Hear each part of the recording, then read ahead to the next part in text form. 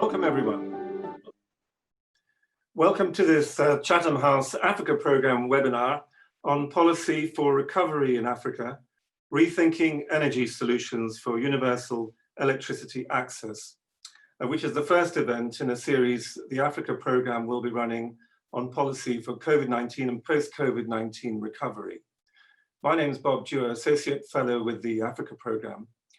And the theme today is very timely and important, a major policy issue confronting African governments as they plan stimulus budgets for how to recover from economic and social impacts of the coronavirus. Will they decide to reset direction aiming for multiple wins, including access to electricity for all, universal access to clean cooking fuel, better health outcomes, more competitiveness and green jobs, more acknowledged ambition on climate change with COP26 less than 12 months away? And if the policy issues are agreed, there's the question of what's needed to implement these goals and how to get there. So a particular welcome to our distinguished speaker today, Damilola Ogunbiyi, CEO of Sustainable Energy for All, Special Representative of the UN Secretary General for Sustainable Energy for All, co-chair of the UN Energy, who will speak for up to 20 minutes on this important subject. And thank you to all of you in the audience who are participating through Zoom and those joining via Facebook Live. You're very welcome. Some housekeeping points. All attendees will be muted during the presentation, but you will be able to use the raise hand function during the question and answer session in order to ask a question live. And if selected, the Africa Programme team will give you the ability to unmute yourself and ask your question. Apologies, many apologies in advance if you are not able to ask a question this time. Zoom participants may also submit written questions through the Q&A box throughout the meeting, but if you can, please use the raise hand function during the allocated Q&A sessions so that you can ask your question directly. This meeting will last 1 hour and will be on the record. And this means those present may use the information from the meeting and may identify the speaker and any other participant. And filming and recording of this event are not allowed without prior permission from Chatham House. However, members of the audience are very welcome to tweet the event using the hashtag #CHAfrica. Now, without further ado, it's my great pleasure to briefly introduce our guest speaker and ask her to make her presentation. Damilola Ogunbiyi is CEO of Sustainable Energy for All, Special Representative of the United Nations Secretary General for Sustainable Energy for All, and co-chair of UN Energy. She's also a commissioner for the Global Commission to End Energy Poverty, and she is co-chair of COP26 Energy Transition Council. Mrs. Ogunbiyi was formerly the managing director of the Nigerian Rural Electrification Agency, where she successfully negotiated the Nigerian electrification project to deploy solar systems across Nigeria. She also worked as a senior special assistant to the president on power and head of the advisory power team in the office of the vice president of Nigeria. Before joining the federal government of Nigeria, she was the first female to be appointed as the general manager of the Lagos State Electricity Board. Damilola, thank you so much for being with us today, and the floor is yours. Thank you.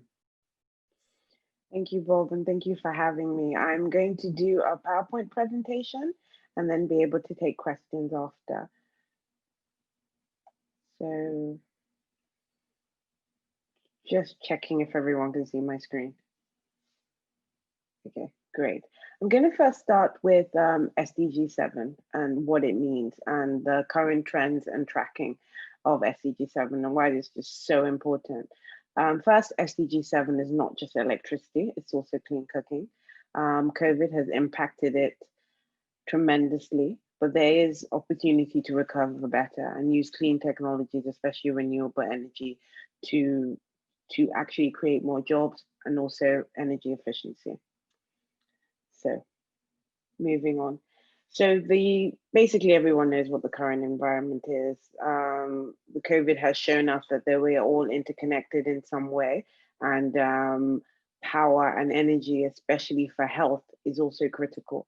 So what we wanted to do with Sustainable Energy for All to say, how do you actually recover better using sustainable methods, especially sustainable energy, focusing on the economic growth story and also which also includes the job growth story, and think about what does post-COVID actually look like for a lot of countries, especially African countries. To do that, it's important to, sorry, missed that slide, to understand where we are today, right? The recent figures we have is on the SDG 7 tracking report from the World Bank, which is based on 2018 figures. And what you can see here is clearly there's about 789 million people who have absolutely no access to electricity. This means that just under 800 million people can't just stay at home when there's a lockdown, of which 565 million of these people actually reside in Africa. If you look at how that flows with the full electrification graph, you can see that African countries are way ahead of developing countries. India has done amazingly well in the last few years.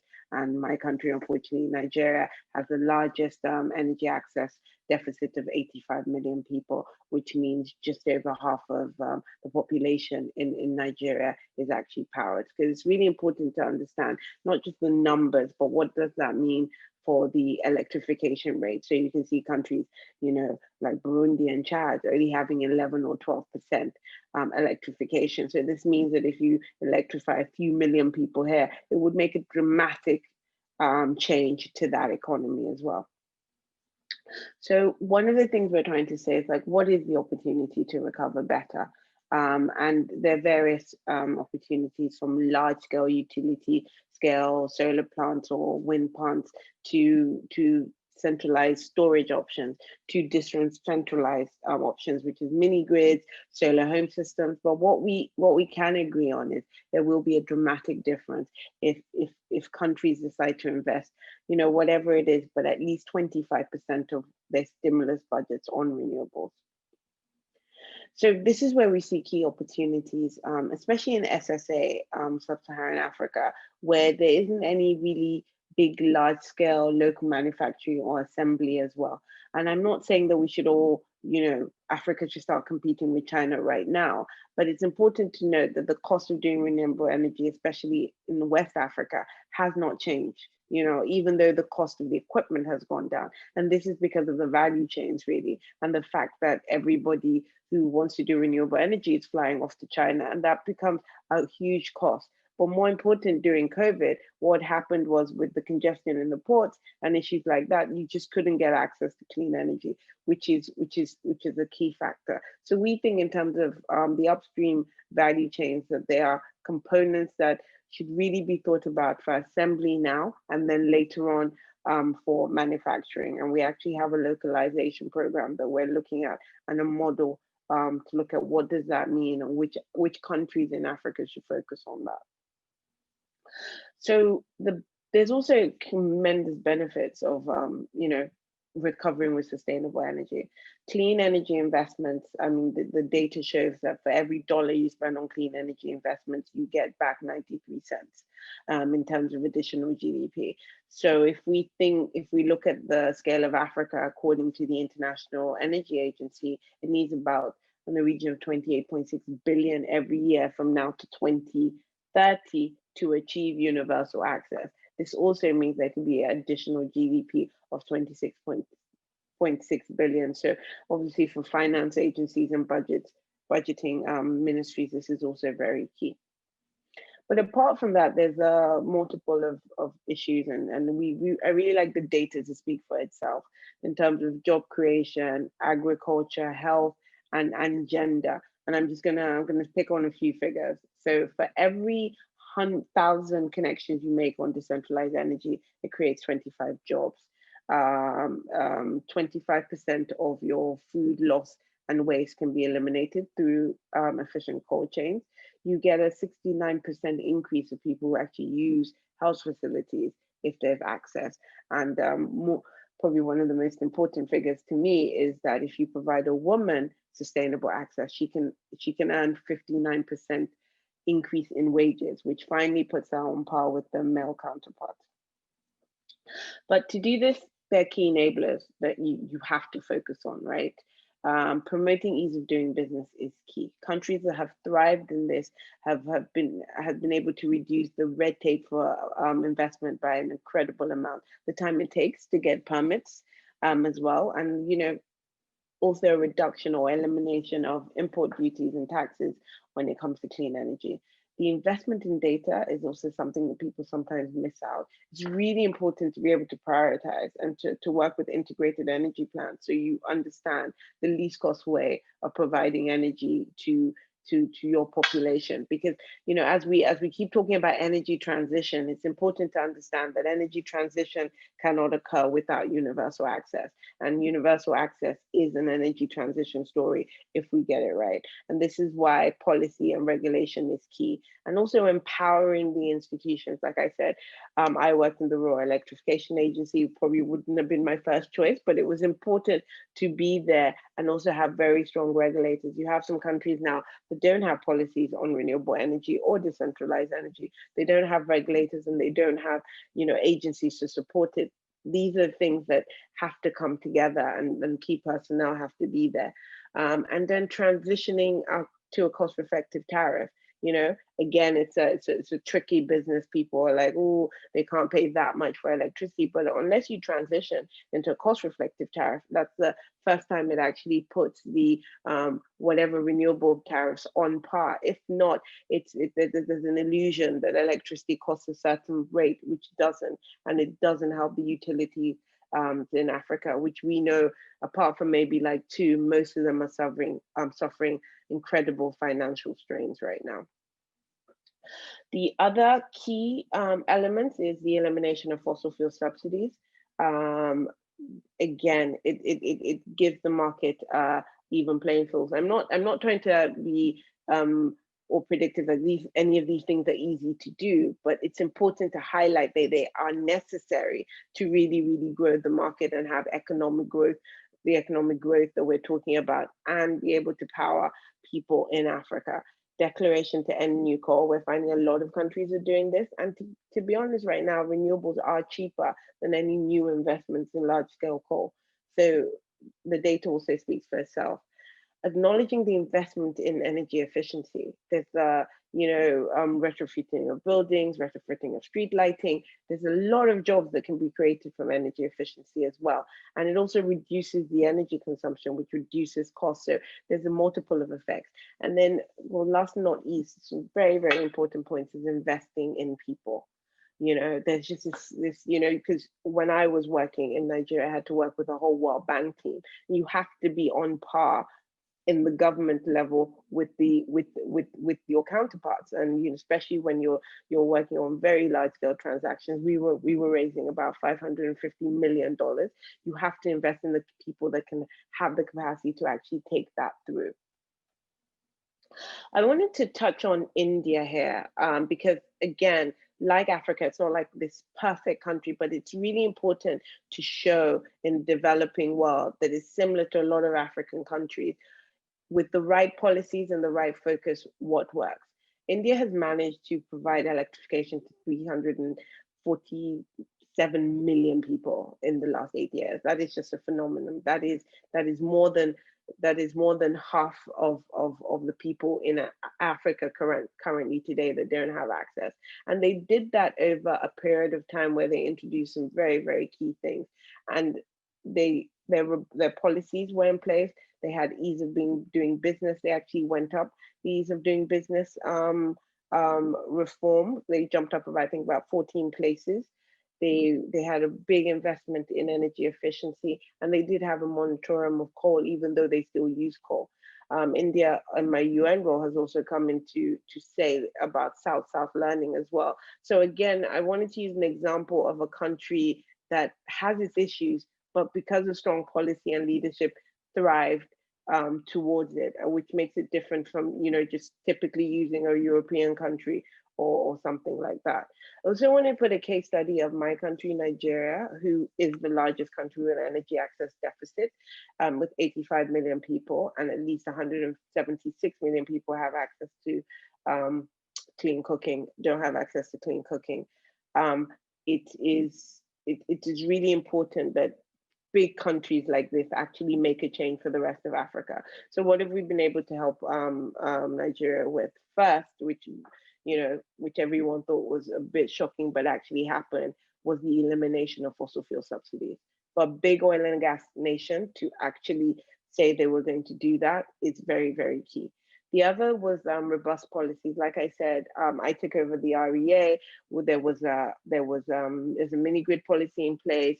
There's a subsidy program in place with the African Development Bank and the World Bank, and there's now a special project. So for a country like Nigeria to say that their post-COVID plan as it relates to energy is powering 5 million households by solar, again, is huge, because that's not typically what happens, which that relates to at least 25 million people. So that's what we want to see people doing. But we do need responses from the global north and other institutions to help drive countries that are going the right way. So I thought it was important to show you a case study of what has happened since we brought out the documentation.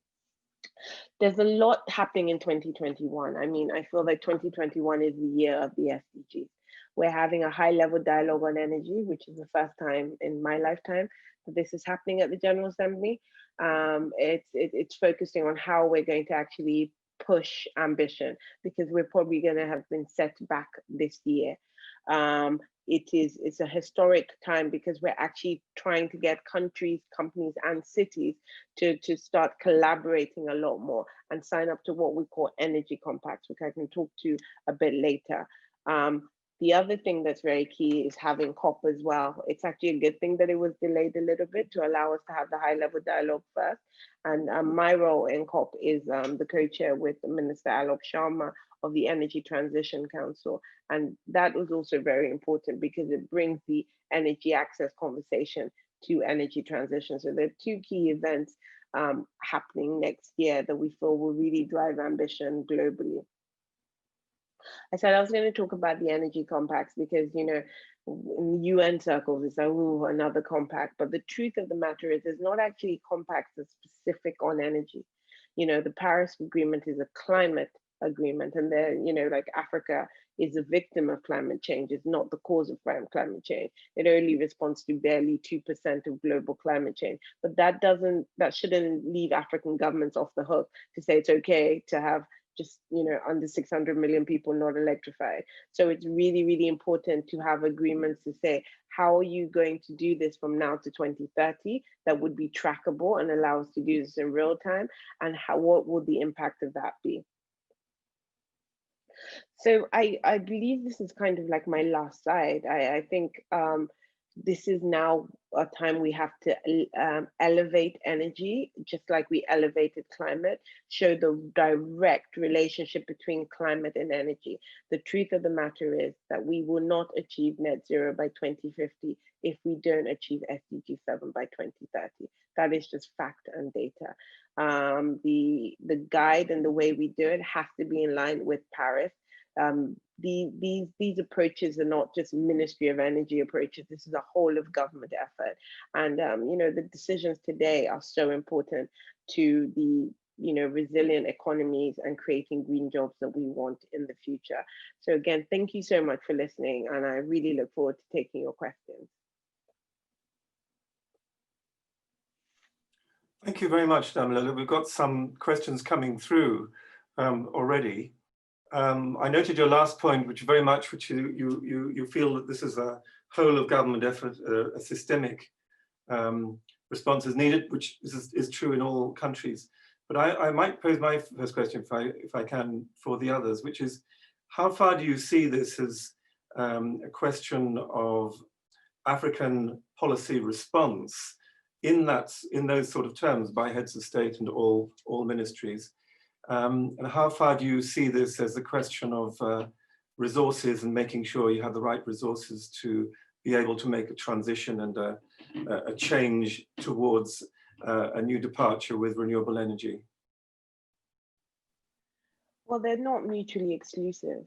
Everything has to be happening at the same time, right? But the issue or the challenges, if governments, which we're seeing now, start introducing the right policies and start introducing the right ease of doing business mechanisms, and the support is not available, They might go to cheaper forms of finance. The truth of the matter is it only takes 6 months to close a coal-fired deal.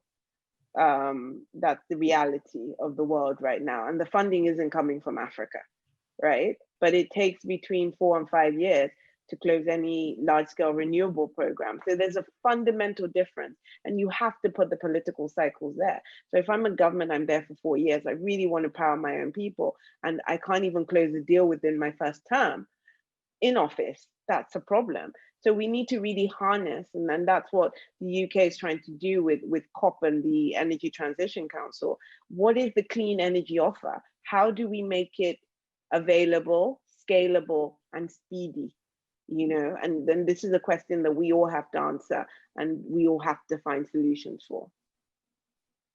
Thank you. Megan Richards has asked a question. It's in the Q&A chat box, so won't be able to get to her live, but I will repeat it. Clean, cheap, renewable energy should also enable increased use of energy efficient air conditioning, which has been shown to help increase productivity, e.g. in South and Southwest USA. Can distributed off-grid or mini-grid solar installations help to roll that out inexpensively? It's the first question. Second is from Neil Carmichael. UK aid-related entities such as PIDG or projects like the FCDO's TEA that's transforming energy access, what impact do you think they've made on universal energy access? Is there anything should they be doing differently in 2021 or beyond, post-COVID and green recovery? And Barnaby Dye has asked a question.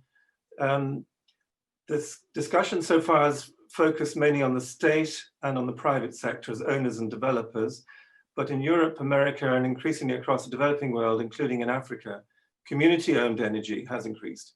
What do you think is the role of communities in driving and owning the energy transition and spreading its benefits of renewable electricity generation? So 3 questions, if you wouldn't mind, Damilola, and over to you. I'll start with the last question. I think everybody wants to be pushed to a community-owned model, but the most vulnerable people don't have this money. And I think that is important to note, that there is a huge gap in terms of wealth, even within countries, even within the energy access portfolio. There's a difference between the tier 0 and the tier 2, so some are a purely subsidized model. And that's why it's important to have integrated energy planning, to know which part of the population you have to subsidize, what do you have to subsidize them with, and how do you have to, move on from there. So some will be community-led, some would be 100% public sector funded, some will be 100% private sector funded, and a lot of it, or at least 80%, will be some type of blended finance. So it's not one model that fits all, and that's why the data is important for you to understand who can pay. So in Nigeria, we actually have just finished a willingness to pay study as well. An ability to pay study. So it's not just about who needs electrification, how do they pay? Are they financially inclusive? There's so many layers you have to look into for true integration, and that's why data is key. In terms of the T program, I'm not very close to the T program. It started in Nigeria before I left. I mean, FCDO have always done an amazing job. I guess that's former DFID now. I used to work on one of their programs in Nigeria. So, having them as kind of like the gold standard in terms of championing energy access has always been there. And I don't see that changing. I mean, obviously, the ODA announcement was a bit upsetting, but we hope that there'll still be a key focus on energy. And I do think that they are one of the few agencies that have pushed the energy envelope. But right now, it's all about rethinking for all organizations, even my own. Even for UN Energy, we presented the new plan. It's all about results and ambition and less about talking, to be honest. So I think that they will probably be going through the same type of exercise. In terms of clean, cheap, renewable energy, I would change the word cheap to affordable, because it depends on where you are in the world for you to say cheap. And again, we're talking about people who have no electricity they're not thinking about air conditioning right now, right? I do think that there is the conversation for air conditioning being efficient, and we deal with energy efficiency. But to talk about bottom of the pyramid people who have nothing at all, a fan they would be very happy with, and that will fit into their solar home system or solar mini grid model. I think that's the way I would frame it. But the rollout of energy efficient air conditioning, again, I don't think it would be inexpensive for the people who do own it and can swap out. But again, that is a private sector led. That would be a private sector led program, which obviously we would support.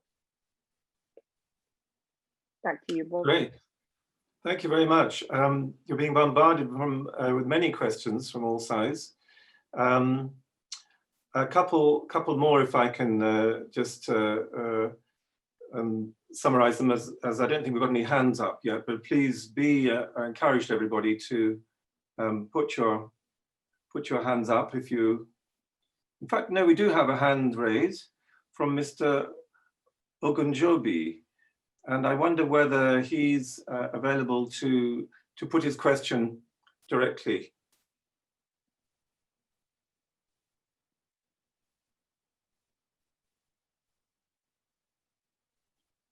Yes? Perhaps not. We've got a couple of questions here about the Africa Continental Free Trade Agreement. Being rolled out in 2021. What role does access to energy play in its successful implementation? And the second question, linking to that, what can continental bodies, agreements or frameworks practically do to be partners in pushing for removing barriers to increasing energy access? Or is it just financing? Segmented regulation remains a key issue for developing demand across borders. Would they be something you would be able to answer, Damilala? I'm not sure if I can speak to the continental agreement, but I do think that a lot of people are not aware of just how many policies that governments have put in place.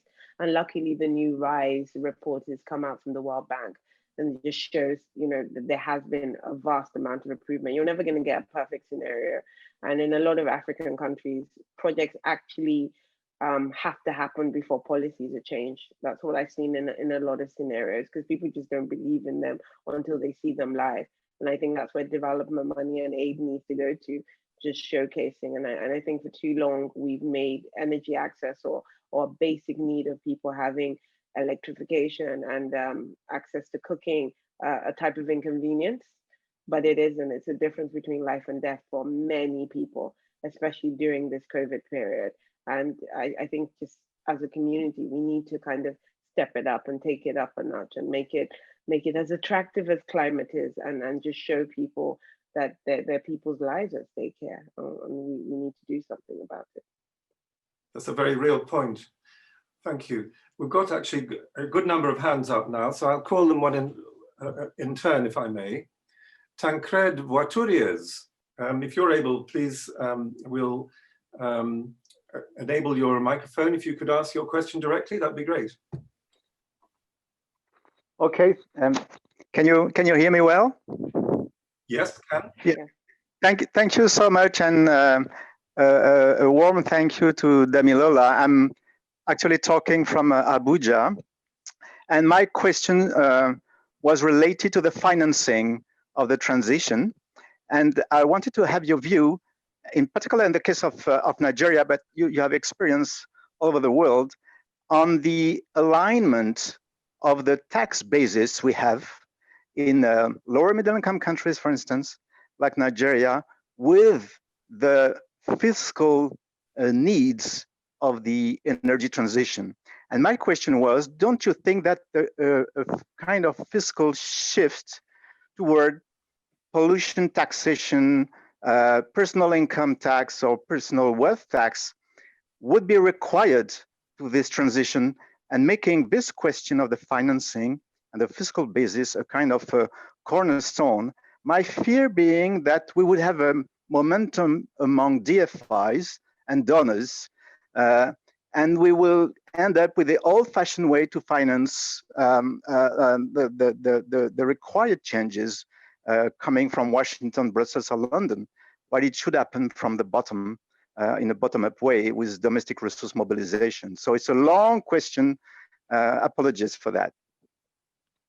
Okay, I'm going to be a bit controversial now. I don't think Africa should be, I think Africa is a victim of climate change and not the cause. I think that's the first point, right? I think if you even tax any pollution or anything in Africa now, it's not going to give you the levels that you would get in the global north and some emerging economies.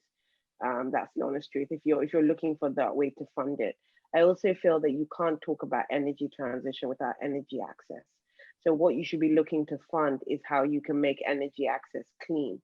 So you don't have to do what is happening now in a lot of global north countries in terms of transitioning in the first place.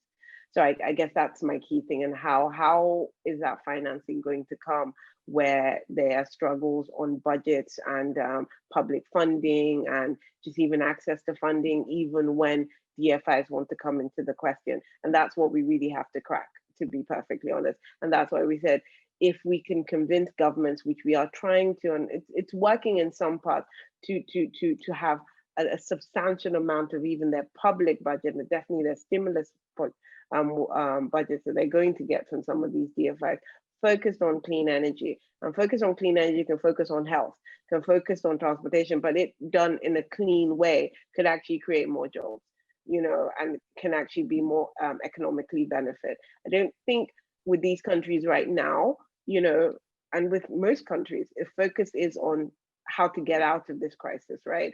So it's not to say, okay, in climate times, it will be better, right? Because it's like, we don't have a climate problem in most of these countries. You have to focus on job and economic growth. And we're really lucky that in terms of renewables, we're there with that. But it's just how to keep on explaining that and how to make sure the right type of private sector also come and invest in these countries, which is where the policy work comes in place and the enabling environment. Thank you. Ishaka Shitru, I think you're next to, if you're able to ask your question directly, that would be great.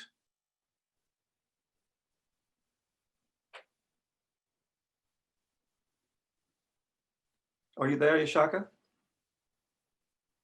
You might be on mute. Are you on mute, perhaps? Yes. I've on mute. Thank you so much, Bob Dewar, for the opportunity to ask my question to my older sister, Damilola. Thank you so much for your effort. My question is very simple. I missed the beginning of this the stuff, but I think I catch up in the middle. My question is this. I'm a researcher in the energy transition supply chain of port efficiency in Nigeria. And what I found out mostly in the value chain is that there is gas flaring in Nigeria. And I think gas flaring is a global phenomenon, but in Nigeria, it appears there are a lot of issues with policy and actually implementation. From this perspective, do you think Nigeria is ready to curb gas flaring in terms of oil exploration and production that virtually is tantamount to help in zero emission before 2030? At this current point in time, do you see any legal framework in that aspect with the issue of the PIP bill that is still dilly-dallying in the National Assembly, and as well with the issue of the IOCs, the international oil companies, having issues with agreeing on some of the content of the PIB bills? Thank you so much. That is my question. Thank you so much for your time. Okay, so I hope I have this right because I was slightly confused. If you're asking me if Nigeria is going to stop being an oil and gas nation, I don't think so.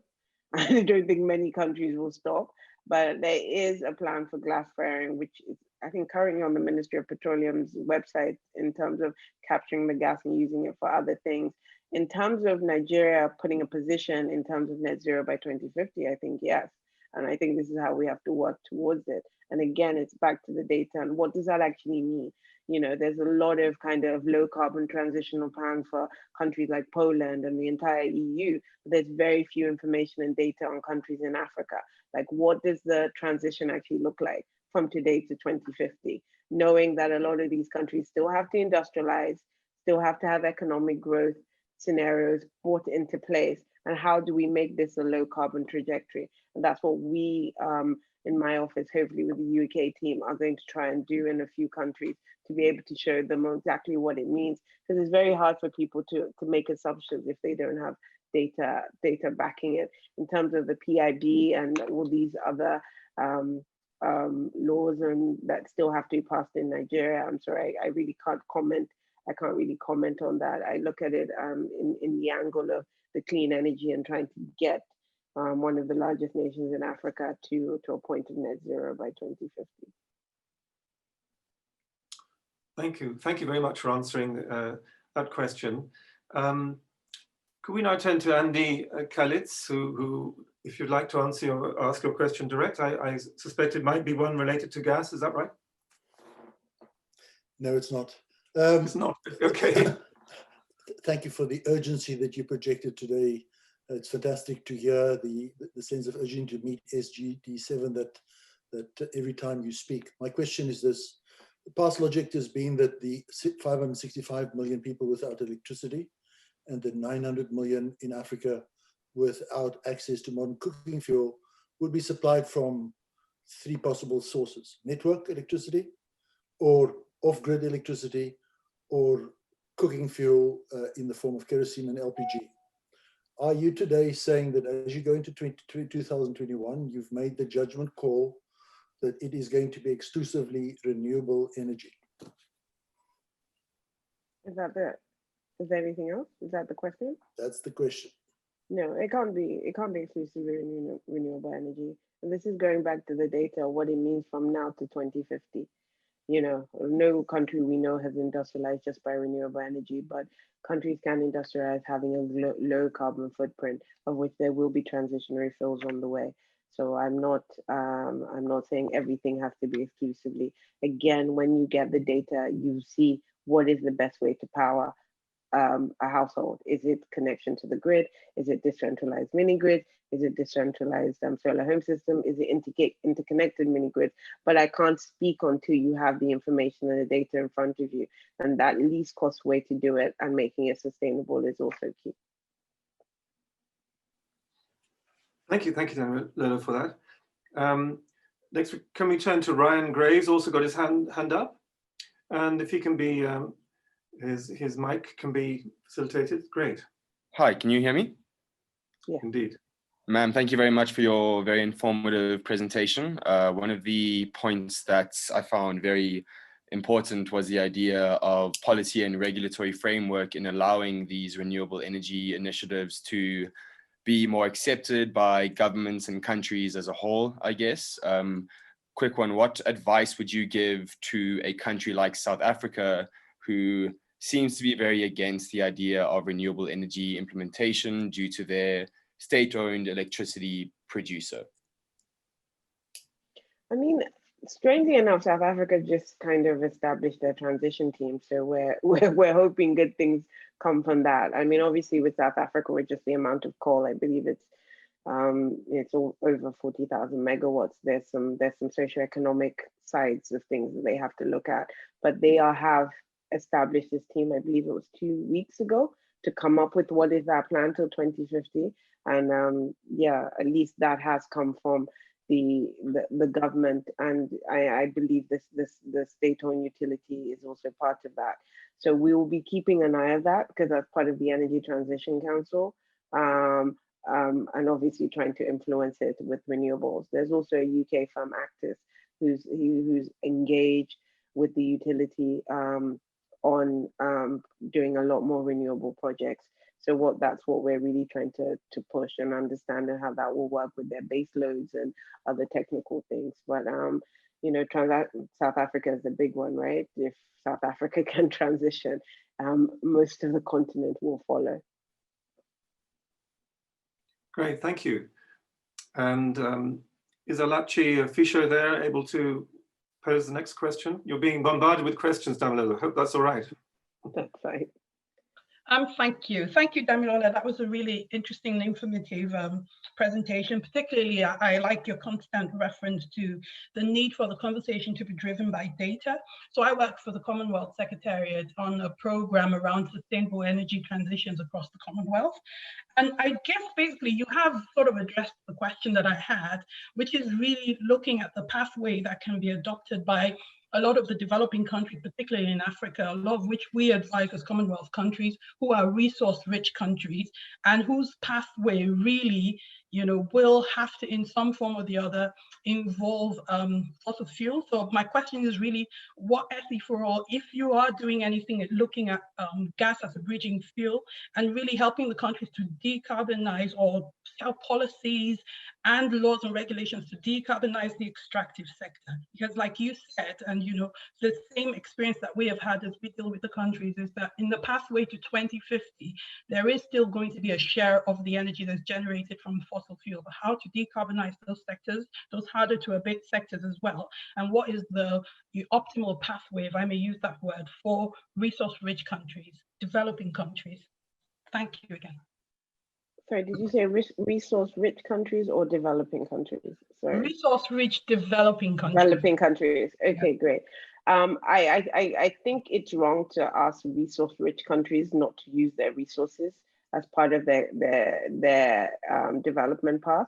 But again, it doesn't matter as long as it's low carbon, you know. And you know, the conversation in terms of how it's done is really, really critical. And what we want to focus on is do it on individual country basis. There's always these things that are done regionally, but it doesn't actually focus enough on what does the country have? When are they, let's say they're going to use some gas, when are they going to start using gas? When they're going to stop using gas? When they're going to move to renewables? And have that directly at the pathway of how they see their industrialization and economic growth. It's really important that people live dignified lives. It's not enough to just give them light. You want to get people out of poverty as well. And I think that conversation of getting people out of poverty and climate have to actually go together. And this is why we're pushing these low carbon pathways. So I guess the 4 countries we're focusing on with the UK would be Nigeria, Kenya, Morocco, and Egypt. And then South Africa is always by default. But I think that it's really, really important to have that and present that with the country, by the way. You can't do it in isolation somewhere in London and then present it to the country. You have to present it with the country so you understand their socio-economic dynamics and how they would adopt it and then take it forward. But the goal is definitely 2050, but you have to be able to give plans now for 2050 that become national plans that people can take forward. Thank you. And thank you for that question. Samuel Oluwasejeji, are you there? Are you able to ask your question? Yeah. Thanks a lot for the presentation. My question is on Nigeria's electricity sector. You said you worked for the Rural Electrification Agency, and you've been able to deploy decentralized clean energy solutions. But the problem with Nigerian infrastructure is the management and maintenance of the solutions going forward. So I just wanted to find out, does the Rural Electrification Agency or the broader Nigerian government, do they have a policy or management structure in place where they can continually maintain the systems? Because we don't want a problem whereby this solution is already providing energy access and electricity access to the rural, unserved and underserved communities, and there's no long-term plan for them to be sustained, and so they thereby become disconnected again. And then we all talk about the same thing again. We need to deploy these solutions to re-energize the societies that are already connected to some form of electricity supply. And also, is there plans in place by the REA and the regulators and Nigeria's and the stakeholders in Nigeria's electricity sector to ensure that as these communities are energized and their productive use of electricity increases, the quantum of energy, is there any plans in place to also scale that up to meet the needs of these energized communities? Thank you. Okay, so I think that's a great question. Firstly, I don't know if you saw my presentation, but the decentralized energy solutions that they're putting in place is also part of a World Bank program, and it's done by private sector. And even the electricity market, the utilities are private sector owned, so it's not government. Government just has to set the standards, we're a regulator, and that's why you have to get a permit. And all that information is out there. In terms of the quantum of energy needed, that's why you do energy audits for any community to start off with. So you do the household audits, and then you do the economic audits. And then there's some people that are like, you know, fishing villages that need like solar boreholes and those type of assessments as well. But it's nice for what people need. It's also important to say what people can afford. This energy is not free. So you find out that people normally start at a smaller scale of energy and they build up as time goes on. And it's easier and faster to power SMEs than it is to power just households. And the people in the community actually tell you, please power where I work before you power where I live. I can sort out where I live. So the dynamics is also really important. And I keep on pushing back to the data. There's no kind of perfect regime, but we do feel, or when I was in the RE anyway, that a private sector driven initiative is key, especially run by quite a lot of young people. So you find a lot of energy entrepreneurs that are actually Nigerian or African coming in to do this. Most of them under like 35, really, really clever. And it's working. And then they don't only sell energy, they sell a lot of other kind of financial products through the networks that they have formulated.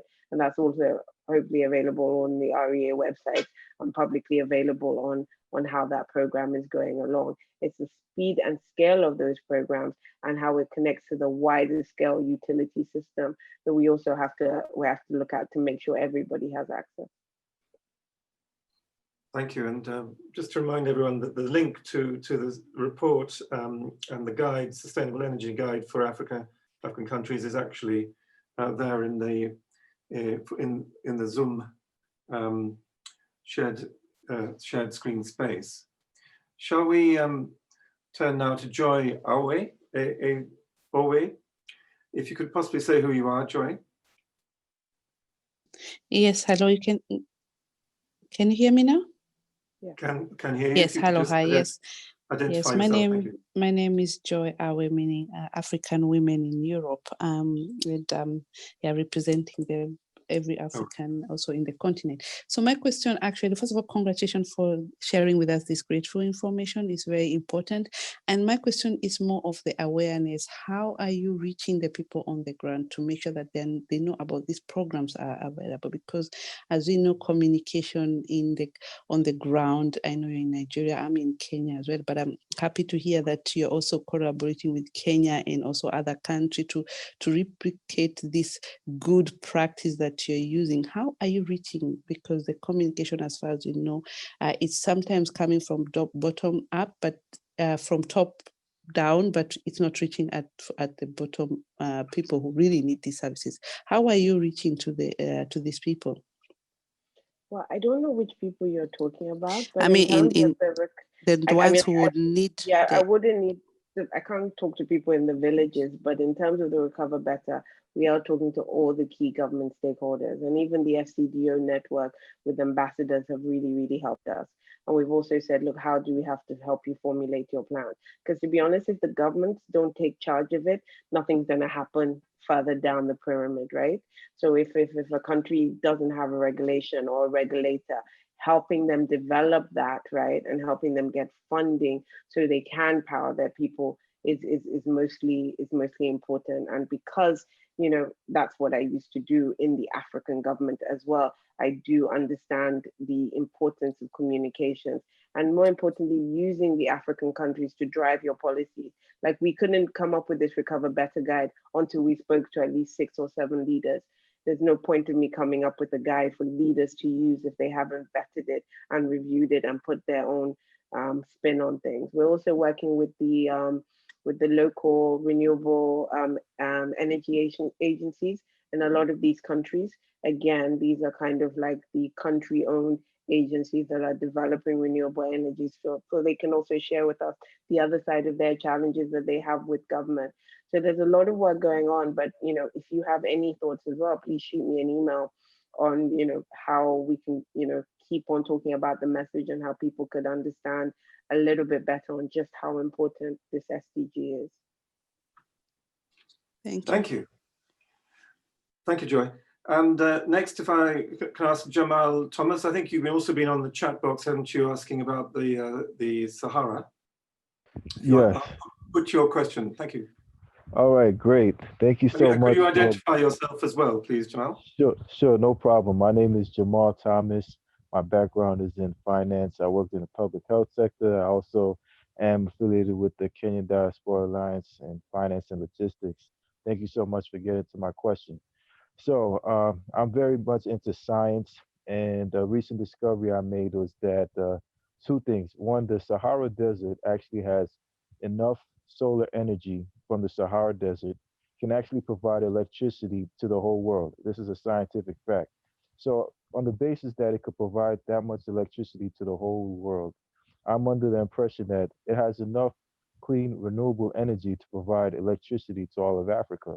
You guys as the UN, is there anything that you can do, especially being that, from what I understand, there are some other scientists that are looking to actually reverse the Sahara, actually turn it into a rainforest. There's some people actually working to atrociously change the Sahara into a rainforest, which I think will be detrimental, being that the energy from the Sahara actually helps provide for the agriculture for the South America, and it's going to destroy potentially the ecology of the world. So I think that the Sahara Desert should remain a desert, and also I feel like African countries should unite and gather this energy from this clean energy from the Sahara. So my question to you, what do you think the UN can do to make these countries unify to that extent where they can gather this clean renewable energy source? Thank you very much. Okay, so I don't. Damilola, thank you very much. If you could answer that, it's brilliant. I'm just noticing it's only 5 minutes to go. Yeah, So, I'm just going to should I quickly answer the question? If you could answer that, that's brilliant, and perhaps with some concluding thoughts as well. And one of those, from my viewpoint, also would be to pose the question: how you've been, how the African Union and the continental bodies, the African Development Bank and others, have been responding to this excellent report of yours, and how do you feel the momentum going forward, in addition to obviously the UN?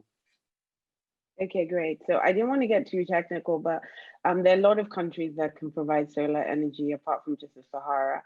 If you just harness the Sahara, there's a huge kind of transmission and distribution networks you'd have to build all around Africa, which in some regions is fine, at least the Sahara region, but in other regions it might not work. So in the Kenyan region, you might be looking at geothermal or hydro, and in East Africa. So there are different types of renewable energies. I don't think the problem is the source of renewable energy in Africa. I think this problem is utilizing that source to create projects to power people.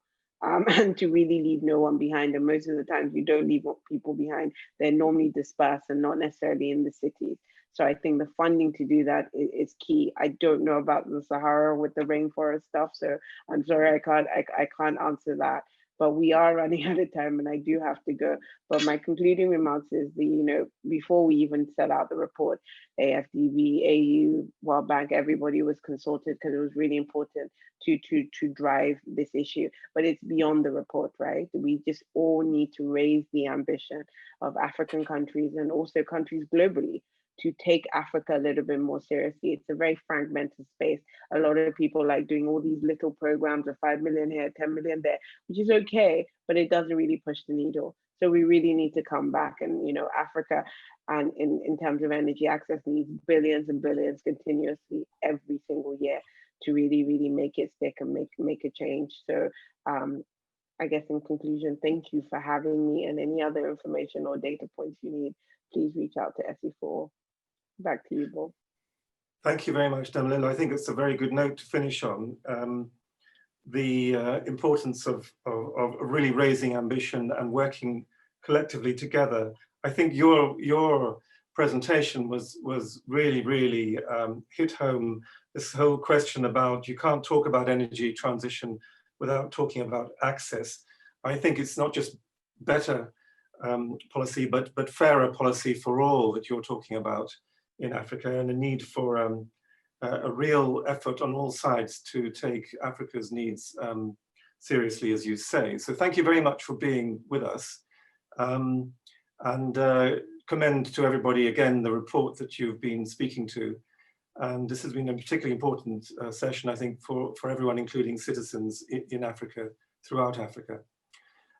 Thank you to all of you today for listening and participating with questions and comments and being with us. Thank you to the Chatham House team for their hard work behind the scenes and making this happen.